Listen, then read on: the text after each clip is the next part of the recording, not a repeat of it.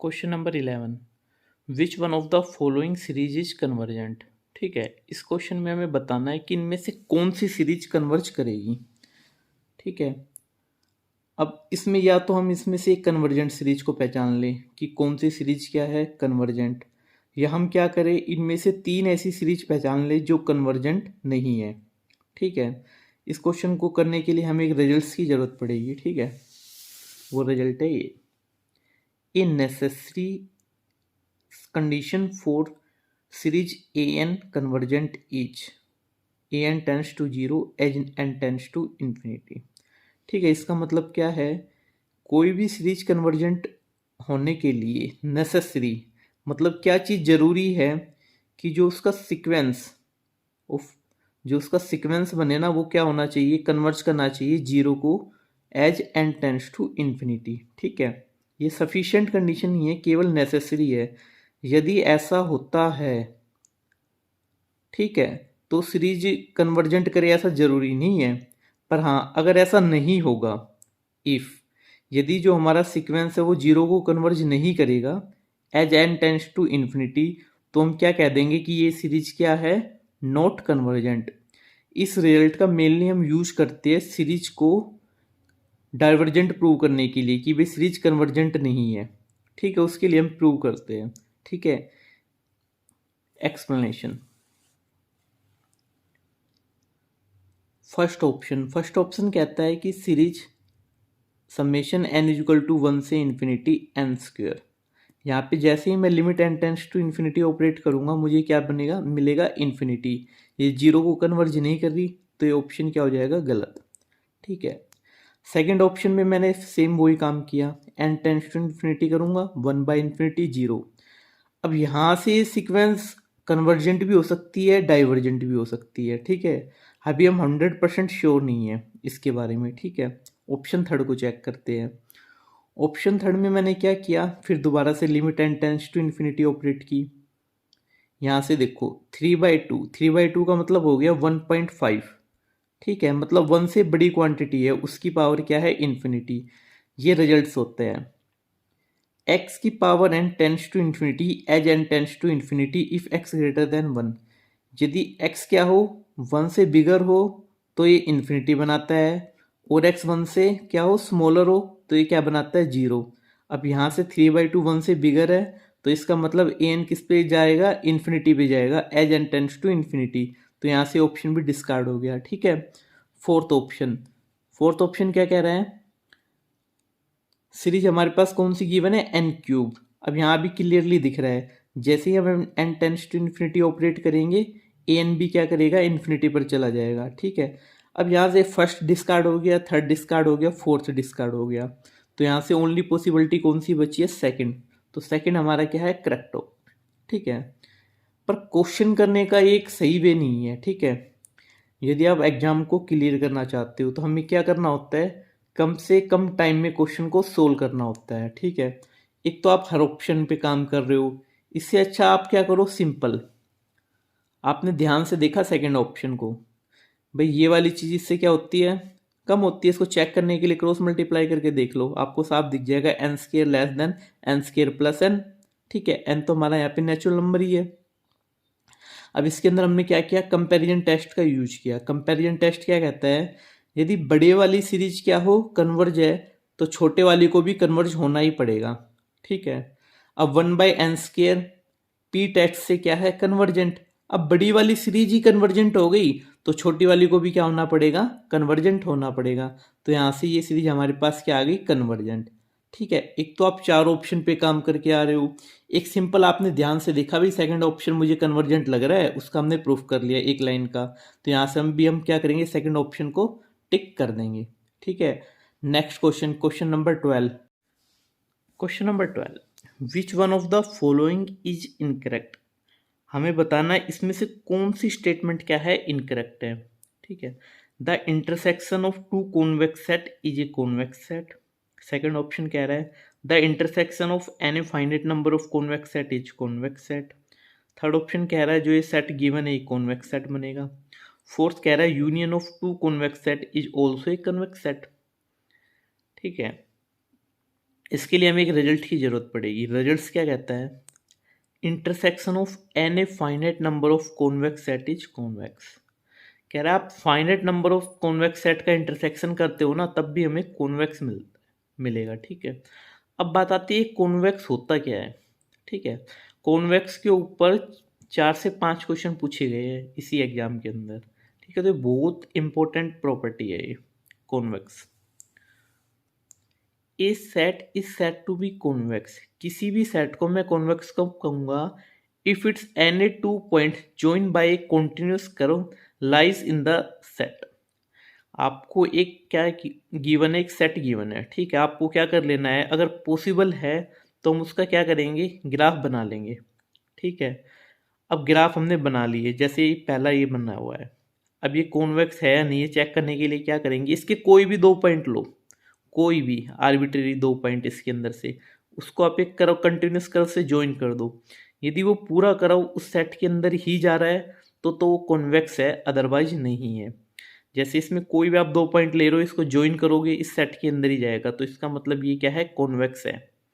अब इसी टाइप से इस वाले में देखो, हमने ये 2 पॉइंट यहाँ से ये चूज ऐसे किए, यहाँ से कॉन्टिन्यूस कर्व से ज्वाइन किया। ठीक है, अब यहाँ पे ये जो ब्लू वाली लाइन आप देखोगे वो रेड वाले पोर्शन के अंदर नहीं है, तो इसलिए कॉन्वेक्स नहीं है। इसी टाइप से हमने क्या किया, एक एनुलर रीजन ले लिया यहाँ पे। ठीक है, रिंग शेप रीजन। अब यहाँ पे 2 रेड वाले पॉइंट को मैंने यहाँ से और ये वाला चूज कर लिया, इसको मैंने एक ब्लू कर्व से ज्वाइन कर दिया, कॉन्टिन्यूस कर्व से। अब ये वाला पोर्शन इस रेड वाले रीजन में नहीं आ रहा, तो इसका मतलब क्या है, ये भी कॉन्वेक्स नहीं है। अगर हमें किसी सेट का ग्राफ पता है तो हम उसको कॉन्वेक्सिटी को बहुत इजी से बता सकते हैं। ठीक है, एक दूसरा तरीका होता है बाय डेफिनेशन यूज करने का, पर फिलहाल हम अपने क्वेश्चंस को इसी से सोल्व करेंगे। एक्सप्लेनेशन, अब देखो जो मैंने रिजल्ट लिखा है वहाँ से फर्स्ट सेकंड ऑप्शन तो सीधा ही करेक्ट हो गई। ठीक है, अब हमें क्वेश्चन में क्या बताना था, इनकरेक्ट। क्वेश्चन में क्या पूछा गया है, incorrect, which one of the following is incorrect. हमें बताना है इसमें से कौन सा ऑप्शन इनकरेक्ट है, first correct, second correct. Third option में क्या गिवन है, सेट। अब देखो सेट में क्या गिवन है, unit circle, close unit circle, जिसमें उसके इंटीरियर पॉइंट भी आ रहे हैं और बाउंड्री पॉइंट भी आ रहे हैं। और सर्कल हमें पता है क्या होता है, कॉन्वेक्स, क्योंकि सर्कल के कोई भी 2 पॉइंट लो, उसको ज्वाइन करो, उसी के अंदर ही रहेगा। तो थर्ड ऑप्शन भी क्या है, करेक्ट। अब यहाँ से फोर्थ ऑप्शन आ गया। ठीक है, अगर आप ऑप्शन को एलिमिनेट ना करके फोर्थ ऑप्शन को चेक करना चाह रहे हो कि भाई यूनियन ऑफ 2 कॉन्वेक्स सेट का कॉन्वेक्स क्यों नहीं होता, इसको वेरीफाई करना चाह रहे हो, देखते हैं उसकी एक्सप्लेनेशन कि ऐसा कैसे होता है, क्यों नहीं होता। इसका काउंटर एग्जांपल देखते हैं। मैंने एक सेट बनाया है L1। L1 किस टाइप से डिजाइन किया है, x y belongs to R2 such that x0, मतलब L1 हमने ले लिया वाई एक्सिस, L2 हमने क्या ले लिया, एक्स एक्सिस। अब दोनों का यूनियन किया तो हमारे पास ये बन गया। ठीक है, वाई एक्सिस और एक्स एक्सिस। अब मैं इसके 2 पॉइंट लूँगा, मैंने एक यहाँ से चूज किया, एक यहाँ से चूज किया, इसको मैंने कॉन्टिन्यूस कर्व से ज्वाइन किया। अब ये वाला पोर्शन देखो नहीं आ रहा ना इस साइड वाले में, तो इसका मतलब ये कॉन्वेक्स नहीं बनाएगा। क्लियर है, okay. Question number 13, let S, S हमें एक सेट गिवन है interior of circle, unit circle, and T हमें सेट गिवन है 3 points, then the convex hull of S union T.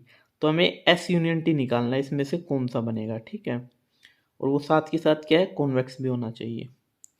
अब सेट एक्स हमने ड्रॉ कर लिया, ये जेड वाला रीजन हमारा कौन सा है, set S, interior of circle.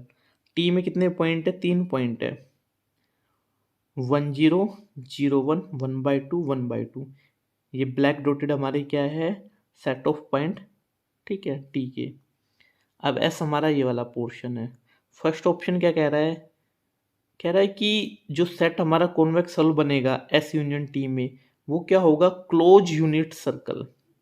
अब ये क्लोज यूनिट सर्कल तो नहीं है, क्यों, बाउंड्री की केवल 2 पॉइंट आ रहे हैं, 1, एक तो हमारे पास कौन सा आ रहा है 1 0, एक आ रहा है 0 1। ठीक है, सिर्फ 2 ही पॉइंट आ रहे हैं।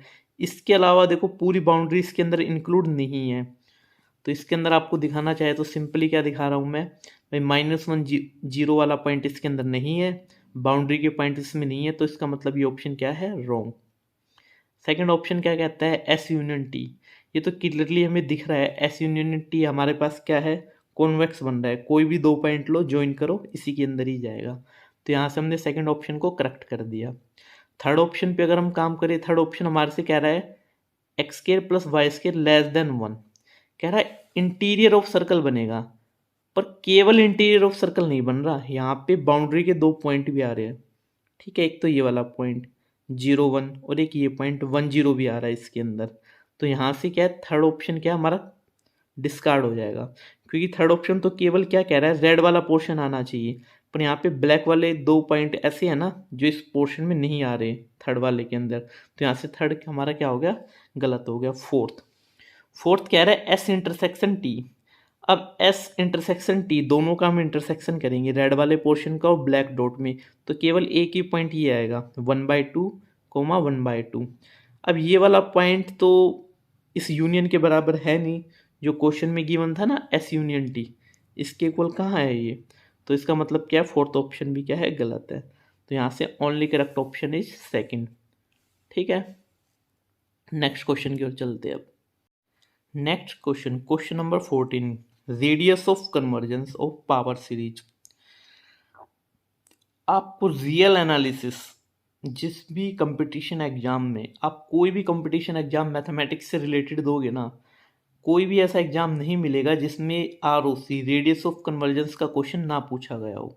ठीक है, दो टाइप के क्वेश्चन इसमें बनते हैं, या तो सिंपल पूछेगा तो रेडियस ऑफ कन्वर्जेंस पूछेगा, थोड़ा सा और अपर लेवल का पूछेगा तो वो आपसे इंटरवल ऑफ कन्वर्जेंस पूछ लेगा। मेनली दो टाइप के क्वेश्चन इसमें बनते हैं, और इस क्वेश्चन पेपर में दोनों ही क्वेश्चन आए हुए हैं। ठीक है, the radius of convergence of the power series, आपको इस सीरीज की क्या बतानी है, आरओसी बतानी है। फॉर्मूला आपको अच्छे से पता है अभी, 1/r limit n tends to infinity, यहाँ पे क्या ले रखा है, superior mod a n 1/n limit n tends to infinity superior mod a n plus 1/an। ठीक है, ये फॉर्मूला आप सबको पता है। जब भी यदि पावर के अंदर दे रखा है तो हम इस वाले फॉर्मूले का यूज करते हैं, और बिना पावर दे रखा है तो हम इस वाले फॉर्मूले का यूज करते हैं।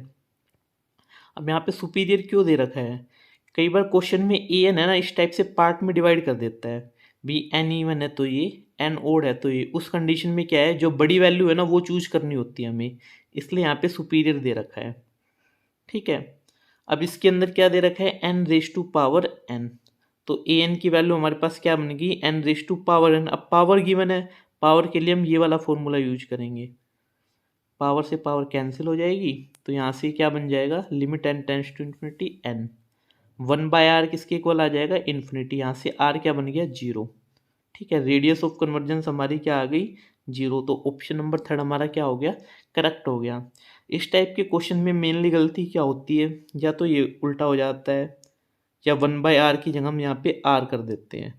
तो इस चीज़ का बहुत अच्छे से ध्यान रखना है, और ये समझ के चलो ये वाला क्वेश्चन तो आपसे पूछा ही जाएगा, तो इस फॉर्मूले को आप अच्छे से याद रखना। Question number 15, let x belongs to R the set of all x at which the power series converges. हमें बतानी है ऐसे कौन कौन से पॉइंट है x जिसके लिए क्या करे, पावर सीरीज कन्वर्ज करे। इनडायरेक्टली इसमें क्या पूछा गया है, इंटरवल ऑफ कन्वर्जेंस। सबसे पहले हम क्या करेंगे, इसके अंदर रेडियस ऑफ कन्वर्जेंस निकालेंगे, उसकी हेल्प से इंटरवल ऑफ कन्वर्जेंस निकालेंगे। ए एन हमारे पास गिवन है, ये रेडियस ऑफ कन्वर्जेंस का फॉर्मूला हमने अप्लाई किया, यहाँ से आर हमारे पास क्या आ गया, इन्फिनिटी। मतलब इसकी रेडियस क्या है, इन्फिनिटी। अब रेडियस ही इन्फिनिटी होगी तो यहाँ से सिंपल सी बात है, जितने भी पॉइंट्स है हर पॉइंट में क्या करेगी, हमारी सीरीज कन्वर्ज करेगी। और एक्स कहाँ से आ रहा है, आर से, तो इसका मतलब थर्ड ऑप्शन क्या है, करेक्ट। ठीक है, रेडियस ऑफ कन्वर्जेंस कभी भी इन्फिनिटी बने तो इसका मतलब है सीधा आर ही आएगा, जहाँ पे हमारी सीरीज डिफाइन कर रही है। तो ऑप्शन नंबर थर्ड हमारा क्या हो गया, करेक्ट। अगर इसको थोड़ा सा और प्रोसीजर वे में इस क्वेश्चन को करना है, स्टेप बाय स्टेप वे से। ठीक है, अब आर इन्फिनिटी है तो मैंने सीधा आर बता दिया। यदि यहाँ आर का कुछ नंबर होता 1 2 3 4 तब हम नहीं कहते, फिर इसको हमें सोल्व करना पड़ता है इस मेथड से। ठीक है, mod x -0 less than R, तो इसको ओपन करूंगा तो क्या बनेगा, -r less than x less than r। यहाँ से r की वैल्यू हमारे पास क्या है, इन्फिनिटी, तो हमारा इंटरवल ऑफ कन्वर्जेंस क्या आ गया, आर, पूरा सेट ऑफ रियल नंबर। अब ये जीरो क्या है, जीरो हमारा होता है सेंटर ऑफ कन्वर्जेंस, ठीक है। अब यहाँ पे क्या था, एक्स के साथ कुछ भी नहीं लगा हुआ। यदि ये ऐसा बना होता एक्स माइनस टू की पावर एन, तो यहाँ पे इसकी वैल्यू क्या आ जाती, टू, ठीक है। Centre of convergence x minus a की पावर एन, जो ए होता है वो हमारा क्या कहलाता है, सेंटर ऑफ कन्वर्जेंस। तो यहाँ से ऑप्शन नंबर थर्ड हमारा क्या है, करेक्ट ऑप्शन है। नेक्स्ट क्वेश्चन, क्वेश्चन नंबर 16, बहुत ही अच्छा क्वेश्चन गिवन है। नेट के अंदर काफ़ी इस टाइप के क्वेश्चन पूछे जाते हैं। Which one of the following is incorrect, आपको इन चार ऑप्शन में से बताना है कि कौन सा ऑप्शन इनकरेक्ट है। फर्स्ट ऑप्शन कह रहा है a function which is uniformly continuous on an interval is continuous on that interval, मतलब यदि कोई फंक्शन यूसी है तो वो कॉन्टिन्यूस भी होगा। सेकंड ऑप्शन क्या कह रहा है, if a function is continuous in a close and bounded interval then it is bounded, ठीक है। थर्ड ऑप्शन क्या कह रहा है, जो ये फंक्शन हमारे पास गिवन है ये कैसा है, not continuous at x equal to zero. Fourth option कह रहा है a function which is derivable at a point is necessarily continuous at that point, ठीक है। सिंपल से क्या है, रिजल्ट्स गिवन है इनमें से कुछ, एक ऑप्शन हमारा गलत है, हमें पहचानना है कि कौन से वाला ऑप्शन क्या है, गलत है। उसके लिए कुछ आपको ये रिजल्ट्स याद होने चाहिए, आपको पता भी होगा। Every UC function is continuous, ठीक है। यूसी फंक्शन के लिए पहली नेसेसरी कंडीशन यही होती है कि फंक्शन कैसा होना चाहिए, कॉन्टिन्यूस होना चाहिए। सेकंड क्या है, continuous image of compact set की क्या होती है, कॉम्पैक्ट। कनेक्टेड सेट की कैसी होती है, कनेक्टेड होती है, ठीक है। थर्ड ऑप्शन हमारा क्या कह रहा है, थर्ड रिजल्ट हमारा क्या कह रहा है, every differentiable function is continuous, यदि कोई फंक्शन कैसा है, डिफरेंशिएबल है तो वो कॉन्टिन्यूस होगा ही होगा। सेकंड ऑप्शन में कॉम्पैक्ट की बात की गई, अब कॉम्पैक्ट का मतलब क्या होता है वो देखते हैं। अगर हम कॉम्पैक्ट की बात कर रहे हैं मीट्रिक स्पेस में, टोपोलॉजिकल स्पेस में, तो उसमें उसकी डेफिनेशन इस टाइप से नहीं होती जैसे रियल एनालिसिस में होती है। रियल एनालिसिस में तो क्या होती है, हैनी-बोरेल थ्योरम्स के कारण क्या बन जाती है, कोई भी सेट को कॉम्पैक्ट कब कहेंगे, जब वो क्लोज और बाउंडेड हो, ठीक है। यदि कोई सेट क्लोज और बाउंडेड है तो वो क्या बनेगा, कॉम्पैक्ट बन जाएगा। पर ये मीट्रिक स्पेस, टोपोलॉजिकल स्पेस, बनाक स्पेस उसमें ट्रू नहीं है। उसके लिए इसकी जो जनरल डेफिनेशन होती है ना कॉम्पैक्ट की, वो यूज करते हैं हम, every open covering is reduce to finite sub covering. Definition तो रियल एनालिसिस में भी वही होती है, पर उस डेफिनेशन का यूज करते हुए रियल एनालिसिस में कॉम्पैक्ट की डेफिनेशन इसमें कन्वर्ट हो जाती है ईजी फॉर्म में। हैनी-बोरेल ने क्या किया था, उस डेफिनेशन का यूज किया और उसको सिंपलेस्ट फॉर्म में ले आया कि भाई किसी भी सेट को कॉम्पैक्ट दिखाना है ना मुझे, तो केवल क्लोज और बाउंडेड दिखा दो तो इनफ है, आपको कवरिंग वगैरह ढूंढने की कोई ज़रूरत नहीं है। सिर्फ इतना चेक करो आप कि वो क्लोज और बाउंडेड है या नहीं है। यदि कोई सेट क्लोज और बाउंडेड है तो वो क्या कहलाएगा, कॉम्पैक्ट। पर ये रिजल्ट कब वैलिड है, जब हम रियल एनालिसिस पर काम कर रहे हैं, ठीक है। हमारा स्पेस कैसा है, रियल, रियल की जगह दूसरा स्पेस दे दिया गया, कोई मीट्रिक स्पेस पूछ लिया गया, टोपोलॉजिकल स्पेस पूछ लिया गया, बनाक स्पेस पूछ लिया गया, हिल्बर्ट स्पेस पूछ लिया गया, उसमें ये रिजल्ट्स वैलिड नहीं होंगे। अब यहाँ से क्या हुआ, इस रिजल्ट के थ्रू फर्स्ट, सेकंड और फोर्थ ऑप्शन ट्रू हो गए हमारे। भाई फंक्शन यूसी है तो कॉन्टिन्यूस होगा ही, तो फर्स्ट ऑप्शन क्या है, करेक्ट। सेकंड क्या कह रहा है, if a function is continuous in close and bounded interval, मतलब अभी हमने पढ़ा है कॉम्पैक्ट की इमेज कैसी होती है, कॉम्पैक्ट। ये कॉम्पैक्ट गिवन है तो ये बाउंडेड भी होगा और साथ में क्लोज भी होगा, तो सेकंड ऑप्शन भी हमारा क्या हो गया, करेक्ट हो गया। फोर्थ ऑप्शन क्या कह रहा है, ऑब्वियस सी बात है, अगर यदि कोई फंक्शन डिफरेंशिएबल है तो कॉन्टिन्यूस भी होगा उस पॉइंट पे, तो फोर्थ ऑप्शन भी हमारा क्या हो गया, करेक्ट। अब बचा केवल थर्ड। अब ये सारे ही करेक्ट है, फर्स्ट, टू और फोर्थ, तो बचा कौन सा, थर्ड। तो थर्ड हमारा पक्का क्या होगा, इनकरेक्ट। अब हम इसका प्रूफ देख लेते हैं कि भाई थर्ड इनकरेक्ट क्यों है। कंटिन्यूटी बतानी थी हमने, तो कंटिन्यूटी के लिए क्या करना पड़ेगा, हमें जीरो पर इसकी लिमिट चेक करनी पड़ेगी, क्या आएगी, limit x tends to zero x sine one by x. आपको पता है साइन वन बाय एक्स की वैल्यू क्या होती है, भाई इसकी -1 से लेके 1 तक कुछ भी वैल्यू हो सकती है, ठीक है। तो zero into some finite quantity, या 0 into some oscillate quantity between -1 to 1। अभी इन्फिनिटी तो बनेगा नहीं कभी भी, क्योंकि साइन एक्स हमें पता है ना -1 से 1 पे ही वेरी करता है। कोई भी एक कांस्टेंट टर्म आ जाएगी, तो 0 इंटू सम फाइनाइट क्वांटिटी, तो क्या बनेगा 0। और आप क्वेश्चन में ध्यान से देखोगे तो गिवन है 0 पे वैल्यू क्या है 0, इसकी लिमिट भी 0 आ रही है, एफ ऑफ 0 भी 0 आ रहा है। तो यहाँ से हमें क्या पता चला, गिवन फंक्शन कैसा है, कॉन्टिन्यूअस। पर ये तो नॉट कॉन्टिन्यूअस कह रहा है, तो यहाँ से इनकरेक्ट स्टेटमेंट कौन सी हो गई, थर्ड। क्लियर है, okay. Question number 17, which one of the following is true. A boundary point of a convex set is the extreme point of the convex set.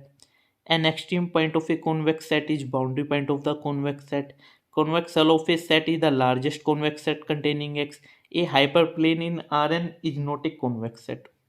ठीक है, हमें बताना इस चारों में से कौन सी स्टेटमेंट क्या है, ट्रू है। अब इसको बताने के लिए हमें कुछ रिजल्ट्स याद होने चाहिए।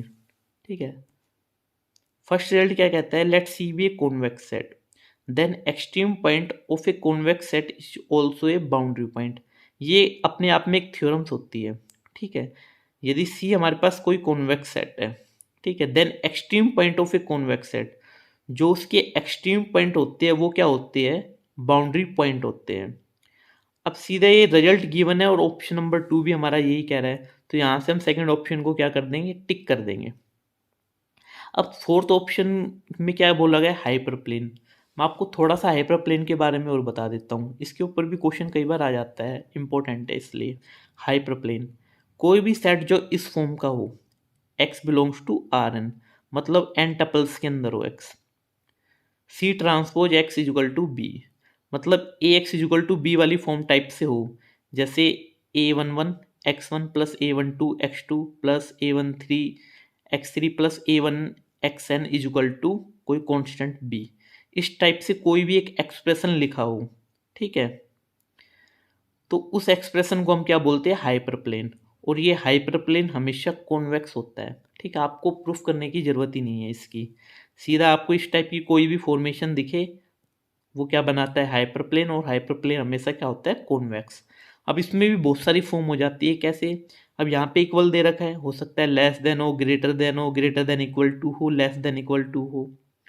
उनमें से लोअर क्लोज हाफ स्पेस मतलब लेस देन इक्वल टू वाला क्या बनाएगा, कॉन्वेक्स। हाइपर प्लेन कॉन्वेक्स कब बनाता है, हाइपर प्लेन का मतलब होता है इक्वल टू, या तो इक्वल टू में कॉन्वेक्स बनाएगा या लेस देन इक्वल टू में, इन दो केस में ये क्या बनाएगा, कॉन्वेक्स सेट बनाता है। ये रिजल्ट्स आप याद रखना, इसके ऊपर क्वेश्चन पूछा जा सकता है। ठीक है, नेक्स्ट क्वेश्चन की ओर चलते हैं। Next question, question number 18, the set you. आपको बताना है जो गिवन सेट है वो क्लोज है या ओपन है, या बोथ ओपन एंड क्लोज या नन। अब ये क्वेश्चन इतना इंपॉर्टेंट है, इसका अंदाजा आप लगा सकते हो, जैम 2008 में पूछा गया है, सी यू सेट 2017 में पूछा गया है, और अब ये सी यू सेट 2021 में भी पूछा गया है। ठीक है, अब इस क्वेश्चन को करेंगे कैसे, इस क्वेश्चन को करने के लिए हमें देखो ये रिजल्ट्स का पता होना जरूरी है। ठीक है, अब ये रिजल्ट आपको याद तो होगा सबको, पर ये नहीं पता है कि इसको अप्लाई कैसे करना है इस क्वेश्चन में, वो अब हम सीखेंगे। Continuous inverse image of close set is close and open set is open. यदि कोई फंक्शन हमारे पास क्या है, कॉन्टिन्यूस है, ठीक है, तो जो उसकी इनवर्स इमेज होगी क्लोज सेट की क्लोज होगी, और ओपन सेट की क्या बनाती है, ओपन बनाती है। एक्सप्लेनेशन देखते हैं अब हमारे पास क्वेश्चन में क्या गिवन है, साइन एक्स इजुकल टू 1/2। तो इसको हम कैसे करेंगे, इस रिजल्ट का हम कैसे यूज करेंगे, देखते हैं। एफ फंक्शन हमने डिफाइन कर दिया आर से आर में, एफ एक्स हमने क्या चूज किया, साइन एक्स। अब साइन एक्स क्लियरली है, कॉन्टिन्यूस होता है, हमें पता है। अब जो सेट यू गिवन था हमने क्या किया, साइन को इस साइड ले गए, बो साइड हमने क्या किया, साइन इनवर्स से मल्टीप्लाई कर दिया। तो यहाँ से तो क्या बच गया एक्स, यहाँ से क्या बन गया, साइन इनवर्स 1/2। ठीक है, फंक्शन क्या था हमारे पास, साइन एक्स, यहाँ पे क्या है, साइन इनवर्स 1/2। तो इस पूरे सेट यू को मैं इसकी हेल्प से क्या लिख सकता हूँ, एफ इनवर्स 1/2, क्योंकि एफ एक्स हमारा क्या है, साइन एक्स। यहाँ से एफ इनवर्स की वैल्यू निकालोगे तो क्या बनेगा, एफ इनवर्स साइन एक्स। ठीक है, तो यहाँ से क्या बन गया, एफ इनवर्स 1/2। अब हमें क्लियरली पता है कि 1/2 हमारा क्या होता है, क्लोज सेट होता है, क्योंकि जिसमें सेट में फाइनाइट एलिमेंट होते हैं वो क्या होता है, क्लोज। तो 1/2 तो ये सिंगलटन ही है, तो ये क्या है, क्लोज सेट। और एफ हमारा कॉन्टिन्यूस है, तो बाय रिजल्ट हमें पता है continuous inverse image of close set is close. Continuous ये है, ये सेट क्लोज है, इसकी इनवर्स इमेज निकालूंगा तो भी क्या आएगा, क्लोज। तो इसका मतलब ये सेट क्या है, क्लोज। अब ये क्लोज है तो इसका मतलब यू क्लोज है, यू क्लोज है तो मतलब जो गिवन सेट हमारे पास है वो कैसा है, क्लोज। तो यहाँ से ऑप्शन नंबर 1 को क्या करेंगे, क्लिक कर देंगे। मोस्ट इम्पोर्टेंट कॉन्सेप्ट है, आपको इसे अच्छे से कर लेना है। Question number 19, let S.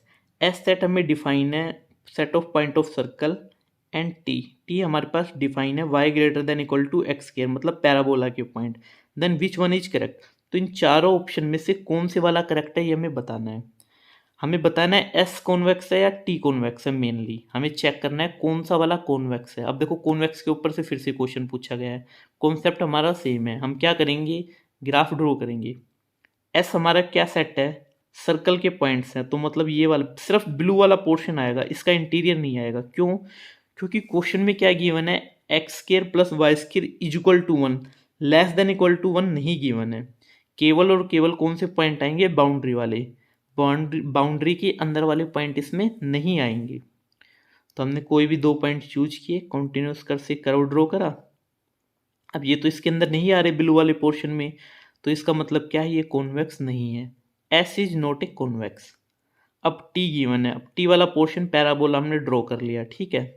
अब इसके अंदर आप ध्यान से देखोगे तो क्या पोर्शन गिवन है, y greater than equal to x, यहाँ पे इक्वल टू का साइन भी है और ग्रेटर देन का भी साइन है। तो यहाँ से क्या होगा, ये वाला पोर्शन भी इंक्लूड हो जाएगा, ठीक है। अब कोई भी 2 पॉइंट लेके देख लो, कंटिन्यूस करो से ज्वाइन करो, इस रेड वाले पोर्शन में आएगा।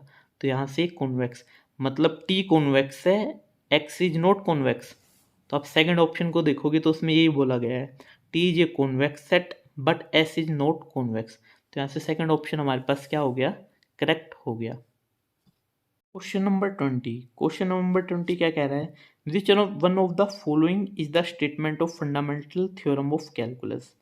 अब बाय डेफिनेशन पूछा गया है, इसमें कोई कॉन्सेप्ट यूज नहीं हो रहा, उसने सिर्फ इतना पूछा है फंडामेंटल थ्योरम ऑफ कैलकुलस क्या होती है। जैसे ही हम ऑप्शन को देखेंगे हमें सीधा दिख रहा है, ये थर्ड वाला ऑप्शन क्या है हमारा, फंडामेंटल थ्योरम ऑफ कैलकुलस। तो third option is the correct option, ठीक है। पर इसके अंदर अगर हम ध्यान से देखेंगे बाकी सारे ऑप्शन भी क्या है, as a statement all 4 option are true, मतलब ये सारे भी क्या है, ट्रू है। पर यहाँ पे हमें ट्रू नहीं बताने थे, हमें क्या बताना है भाई, फंडामेंटल थ्योरम की स्टेटमेंट कौन सी है, तो इसलिए थर्ड ऑप्शन क्या हमारा करेक्ट है। पर बाकी के रिजल्ट्स भी आपको याद होने चाहिए कि जो कॉन्टिन्यूस फंक्शन है वो हमेशा क्या होता है, इंटीग्रेबल होता है, ठीक है। Function possessing primitive are necessarily continuous होता है, every monotonically increasing function integrable होता है। तो यहाँ से आप इन चारों पॉइंट को याद कर सकते हो, ठीक है, क्योंकि सारे के सारे रिजल्ट्स है। पर यहाँ पे पूछा कौन सा है, फंडामेंटल थ्योरम ऑफ कैलकुलस कौन सी है, तो हमने थर्ड ऑप्शन पे टिक कर दिया।